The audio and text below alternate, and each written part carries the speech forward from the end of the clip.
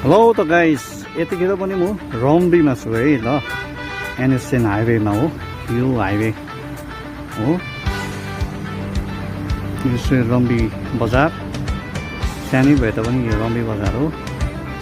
र अहिले चाहिँ म चाहिँ यो मङ्पू भएर आएको माथि। मङ्पू निक्लेर यो चाहिँ ट्रेन कुद्ने ब्रिज देख्यो होइन, ब्रिजको बाटो चाहिँ माथि छ यहाँ हाइवे तल।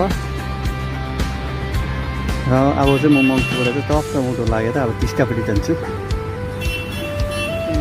टिस्टा खोला बगिरहेको छ है।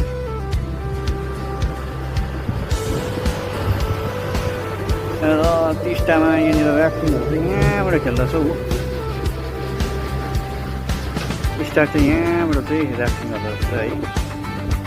र यहाँनिर राफ्टिङको गाडीहरू पनि पुरै छ है। यहाँ अलिक शीतल भएर चाहिँ म यहाँ बसेको है। फिलहाल चाहिँ म टिस्टा कटेर पनि निकै यता वर आइपुगेको छु है।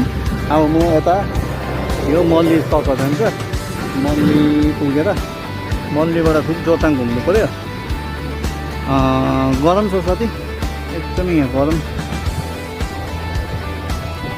र यहाँ हेरिहाल्नु सबै गाडीमा राफ्टिङको बोर्ड छ है।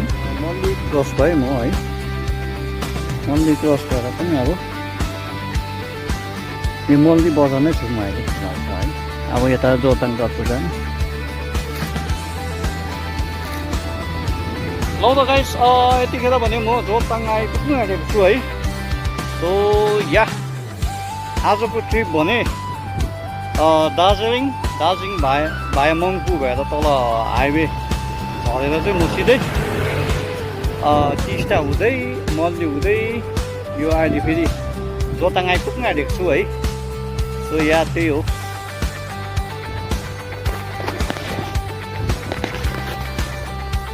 र यो हेरिहाल्नुहोस् सिङ्ला बजार, सिङ्ला बजार है। सिङ्ला बजार पनि हो सँगसँगै, बजार चाहिँ यहाँ माथि छ है। यो चाहिँ छोटा रङ्गित सँगसँगै रामबाङ खोला मिसेर चाहिँ यो उँधो अब टिस्टा रङ्गित भएर चाहिँ टिस्टापट्टि जाँदैछ है। यहाँनिर छु ल म। यो चाहिँ रोड त्यो जोरथाङ हो। यो चाहिँ यहाँनिर चाहिँ शीतल भएर चाहिँ म चाहिँ यहाँ बसेको है। गाडी चाहिँ यहाँ छ।